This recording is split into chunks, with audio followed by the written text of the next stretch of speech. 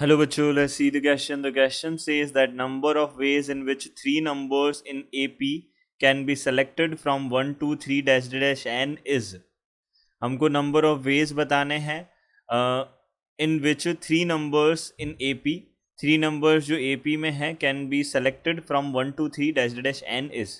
हमको बताने हैं थ्री नंबर्स AP में सेलेक्ट करने हैं 1 2 3 डैश डैश n तक है हमारे पास में. तो यहाँ से हम सबसे पहले देखिए की कॉन्सेप्ट की बात कर लेते हैं.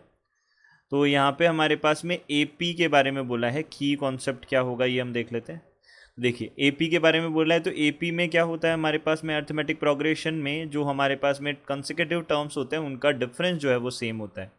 तो यहाँ से AP की बात करें अर्थमेटिक प्रोग्रेशन में हमारे पास क्या होता है.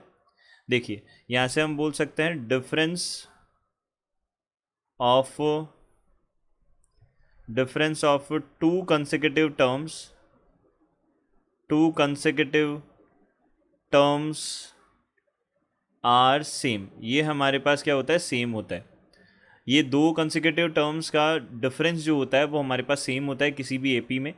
एक तो ये यहाँ पे कॉन्सेप्ट होगा और एक हम दूसरा कॉन्सेप्ट यूज़ करेंगे जो सम ऑफ n टर्म्स होता है n/2. ये होता है n/2 2a प्लस यहाँ से हो जाएगा n-1 मल्टीप्लाइड बाई d हो जाएगा. ये हमारे पास हो जाएगा. ये दो फार्मूलाज का हम बेसिकली यूज़ करेंगे. अब देखिए यहाँ से हमारे पास n टर्म्स है. अब देखिए n हमारे पास में ऑड भी हो सकता है और इवन भी हो सकता है ऑब्वियसली. तो हमने सबसे पहले केसेस बनाए. सबसे पहला केस होगा case first, if n is odd. अगर n क्या हो ऑड हो. और अगर n ऑड हो तो हम बोल सकते हैं से n is equals to 2m+1 होगा. m का वैल्यू ऑब्वियसली क्या होगा हमारे पास में 2m+1 होगा where m belongs to natural number. m क्या करता है नेचुरल नंबर में बिलोंग करता है. अब हम क्या कर लेते हैं यहाँ पे थ्री नंबर्स जो हैं AP में हमको चाहिए. तो AP में अगर थ्री नंबर्स चाहिए तो हम उनको अज्यूम कर सकते हैं. तो लेट थ्री नंबर्स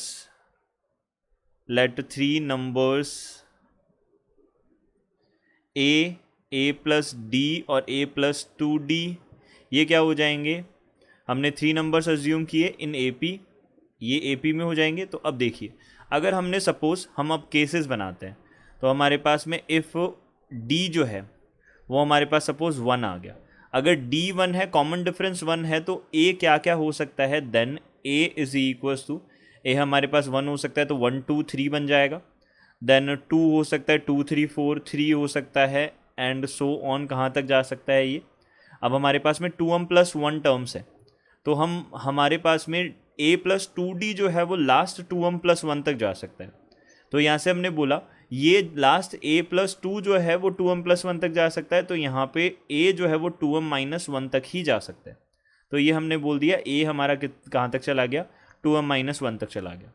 अब हमने बोला if D is equals to हमने बोला 2 है.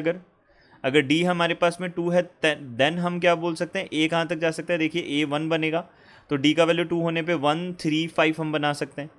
इसी तरीके से हम क्या बना सकते हैं. अगर 2 लिया हमने तो 2 और फिर 4 और 6 बना सकते हैं. तो ये हम बना सकते हैं. तो 1 2 यहाँ से 3 यहाँ कहाँ तक जा सकता है ये हमारे पास जा सकता है 2m-3 तक जा सकता है आपकी बारी. तो ये हमारे पास 2m-3 तक जा सकता है. अब हम देख लेते हैं अगर हमने D का वैल्यू कितना लिया. If D is equals to हमने अगर 3 लिया, 3 लेने पे हमारे पास A क्या क्या बन सकता है. देखिए 1 2 3 एंड सो ऑन कहाँ तक जा सकता है ये 2m-5 तक जा सकता है. हम ये लास्ट पॉइंट देख रहे हैं जहाँ तक ये जा सकता है. ये पॉसिबिलिटीज़ होती जा रही है. तो अगर हम सपोज़ इसी तरीके से चलते रहें तो हम क्या बोल सकते हैं इफ़ D का वैल्यू अगर हमने कितना ले लिया m-1 ले लिया. अगर D का वैल्यू अगर हमने m-1 ले लिया तो D का वैल्यू m-1 लेने पे हमारे पास क्या हो जाएगा. देखिए A जो है हमारे पास में क्या क्या आ सकता है. देखिए A हमारे पास में देखिए A का वैल्यू अगर हमने क्या ले लिया 1 ले लिया तो हमारे पास में जो A प्लस D है A प्लस D जो है वो कितना आ जाएगा A प्लस m-1 यानी कि 1 प्लस ये हो जाएगा m हो जाएगा. एंड A प्लस 2D जो है वो कितना हो जाएगा. देखिए A हमारे पास में कितना है 1 है प्लस 2 मल्टीप्लाइड बाई D हमारे पास कितना है m-1. तो ये बन जाएगा 2m+1. तो ये बन गए हमारे पास में लास्ट टर्म तक पहुँच गया. ये हमने बोल दिया. अब देखिए यहाँ से हमने देखा A का वैल्यू क्या क्या जा सकता है. ये हमारे पास में 2m-1 तक जा सकता है. और इसी तरीके से हमने देखा कि हमारे पास में अगर हमने 2 लिया तो हमारे पास में हो जाएगा 2, यहाँ पे हो जाएगा एक दूसरा टर्म आ जाएगा, फिर 2d a प्लस 2d में हमारे पास 2m आ जाएगा। तो यहाँ से हमने बोला a का वैल्यू 1 हो सकता है, 2 हो सकता है या फिर 3 हो सकता है। अब सिमिलरली हमने देखा अगर d का वैल्यू अगर हमने m ले लिया तो m लेने पे हमारे पास में a जो है वो कितना आ जाएगा, हमारे पास केवल 1 आ सकता है, क्योंकि 1 प्लस m और 1 प्लस 2m ये हमारे पास में 3 टर्म्स बन जाएंगे जो AP में होंगे। तो यहाँ से हम टोटल हम पॉसिबिलिटीज़ बता सकते हैं, total number of possible APs, जो टोटल पॉसिबल AP बन रही हैं हमारे पास में APs, वो क्या क्या हो जाएंगी। देखिए सबसे पहला जो था उसके अंदर कहाँ तक जा रहा था, 2m-1 तक जा रहा था, तो यहाँ पे 2m-1 APs थी। फिर दूसरे वाले में 2m-3 थी, फिर तीसरे वाले में 2m-5 थी, एंड सो ऑन कहाँ तक जा रहा है ये 3, और फिर उसके बाद में यहाँ पे सीधा 1 जा रहा है, तो 3 प्लस यहाँ पे 1 तक जा रहा है, ये 3 प्लस 1 तक जा रहा है।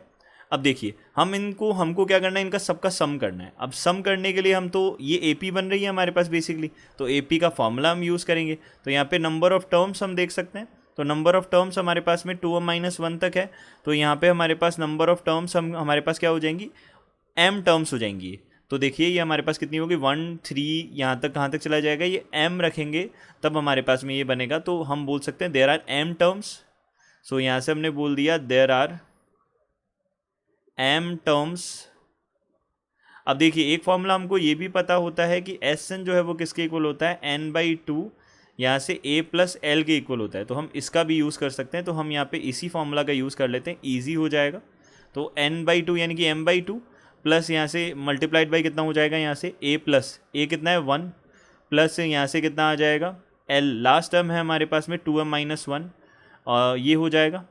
तो इसको हमने सॉल्व किया तो यहाँ पे कितना आ जाएगा, हमारे पास में m² आ जाएगा। अब देखिए m तो हमने क्या माना था, देखिए हमने अज्यूम किया था n = 2m+1 बोला था, तो यहाँ से हमने बोल दिया m = कितना आ जाएगा, n-1/2 आ जाएगा। तो अब हमने वापस सब्स्टिट्यूट कर दिया, तो n-1/2 का होल स्क्वायर हमारे पास में बन जाएगा ये।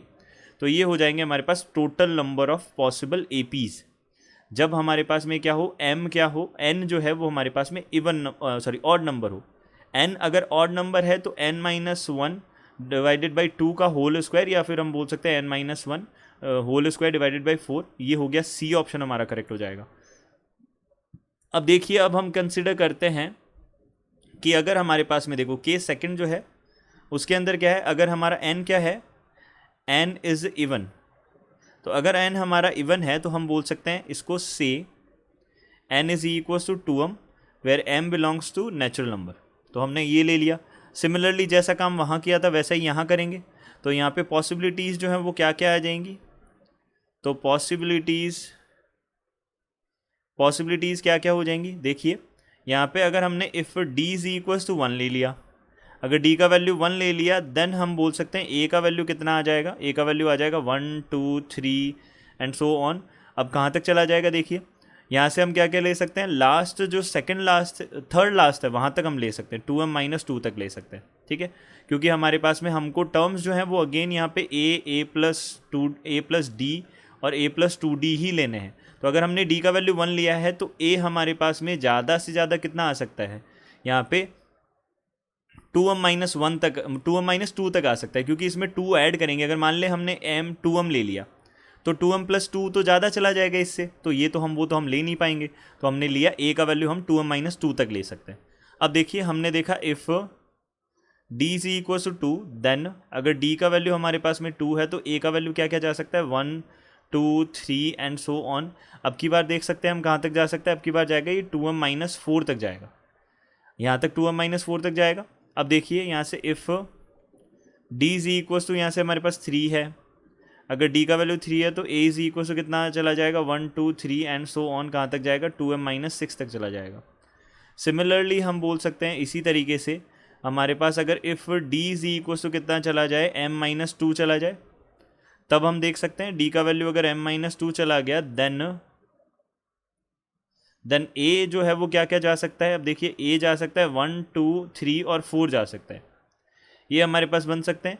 क्योंकि यहाँ से जब हमने 1 डाल के देखा तो 1 + m-2, 1, यहाँ से देखिए हमने 1 डाल के देखा, सपोज ए का वैल्यू 1, तो ए प्लस हमारे पास में ए का वैल्यू अगर हमने 1 लिया तो ए प्लस यहाँ से कितना हो जाएगा डी, ए प्लस डी कितना आ जाएगा यहाँ पे 1 plus m minus 2, this will be m minus 1, and a plus यहाँ से कितना हो जाएगा 2d हो जाएगा। तो यहाँ से a हमारे पास में 1 है प्लस 2 मल्टीप्लाइड बाई d कितना है m माइनस 2 है।